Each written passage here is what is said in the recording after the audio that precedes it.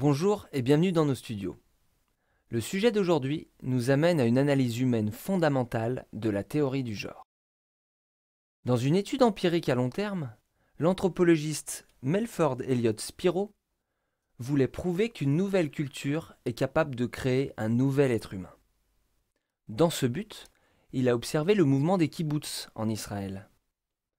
En 1951, il était encore convaincu que les différences de comportement entre les hommes et les femmes étaient uniquement une fabrication sociale. En 1975, ce qu'il a découvert l'a convaincu du contraire. Il a reconnu l'influence significative de la nature humaine initiale sur la culture, et au travers de son observation, à long terme, il est arrivé à la conviction que les différences fondamentales entre les sexes sont innées. Depuis 1950, le mouvement israélien des kibboutz tente de supprimer complètement toutes les différences entre les hommes et les femmes. Des familles ont été radicalement restructurées afin que les enfants ne soient plus élevés par leurs parents, mais par des enseignants formés pour cela.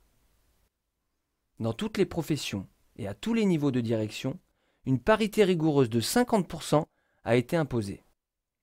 Mais les femmes nées dans les kibboutz sont revenues à un style de vie selon la nature.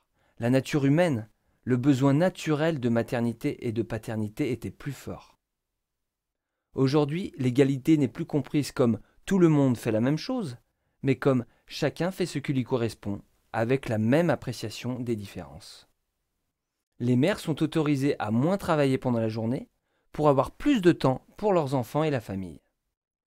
Bien que les femmes des kibboutz aient été élevées depuis l'enfance dans les théories du genre, la nature les a conduites malgré tout à se lever avec force et courage contre celle-ci. Qui suivra cet exemple ? Chers téléspectateurs, je vous laisse réfléchir et vous invite à de plus profondes recherches sur ce thème qui est en train de bouleverser radicalement notre société et notre valeur familiale. Merci pour votre écoute et à bientôt.